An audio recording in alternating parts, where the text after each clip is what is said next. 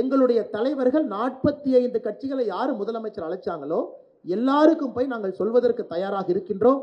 நாளை மறுநாள் 45 கட்சிகளுக்கும் நாங்கள் கடிதம் எழுத போறோம். தனித்தனியாக ஒரு கட்சிக்கும் ஒரு தலைவர் போவாங்க, குழுவாக போய் பண்றோம். சின்ன கட்சி பெரிய கட்சி எதுவும் எங்களுக்கு இல்லைங்க, எல்லா கட்சிக்கும் நாங்கள் போறோம். இதை அந்த கட்சிகளுக்கு டவுட் இருக்கா? ஏன்னா டிவி மீடியால பேசுறது வேறங்க, ரூம்குள்ள பேசுறது வேற, அந்யோன்யமாக சகோதர சகோதரியாக பேசுவது வேற.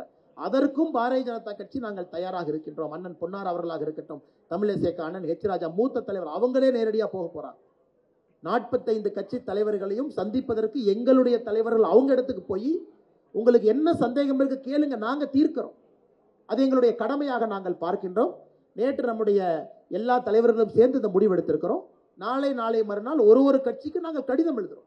அவர் எங்களுக்கு நேரடி கொள்கை ரீதியாக திராவிட கழகமாக இருந்தாலும் நாங்கள் சென்று திராவிட கழகத்தை சந்தித்து அவர்களுக்கு இருக்கக்கூடிய அச்சத்தை தெளிவுபடுத்திவிட்டு நாங்கள் வெளியே வருவதற்கு தயாராக இருக்கிறோம். So could you repeat that part in English as well?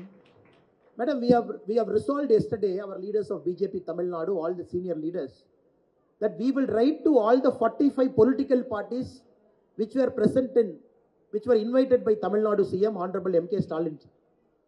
So we will seek a time from each of those political party. Our senior leaders, including Ayya Pon Radhakrishnan avargal, H. Rajaji, Tamilisai Akka, all the leaders here, they will personally go visit their party office or wherever they want us to come. To all the 45 political parties, we believe it is our duty to go and clarify, if at all they have a doubt. We don't mind even going and meeting an ideologically opposite party like Dravida Kalagam also. When Chief Minister is doing a meeting only misguiding and lot of lies, BJP will do the productive work. Go and clarify. If they have a doubt, we don't mind clarifying their doubt inside the room or wherever they want us to come. We are going to do it. Starting from tomorrow, we are going to write a letter to all the 45 political parties which were invited to the all-party meeting by Tamil Nadu Honorable CM Stalin. So you had mentioned about who, broke this information about 848 seats in the parliament, but the MPs who are there present in the new parliament building say that there are 848 seats that is inside the parliament building, and that is why, they feel like this is a threat that is incoming. Then that they have I know. This is where it is coming, madam. Tamil Nadu CM must have sent DMK MP கிட்ட கொடுத்த முதல் வேலை என்னவா இருக்குன்னா, போய் ஒரு சீட்டா எண்ணிட்டு வாங்கன்னு சொல்லியிருப்பாங்க. ஸோ ஒரு திமுக MP உட்காந்து 1 2 3 4 848 எண்ணி முதலமைச்சருக்கு அறிக்கை கொடுத்திருக்கிறாங்க. Madam, we have to understand. அதே போல நம்முடைய முன்னாள் முதலமைச்சர் ஐயா ஸ்டாலின், கலைஞர் கருணாநிதி அவர்கள் புதிய சட்டசபை ஒன்று கட்டினார். அந்த சட்டசபை 234க்கு தான் போடப்பட்டதா?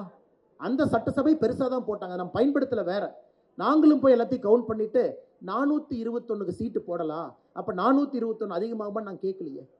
ஒரு பாராளுமன்றத்தை கட்டும் பொழுது அதை பெரிதாக கட்டுவது வாடிக்கையான. இந்த பழைய பார்லிமெண்ட் 100 வருஷம், 1921 2024 100 வருஷம் தாண்டிட்டு.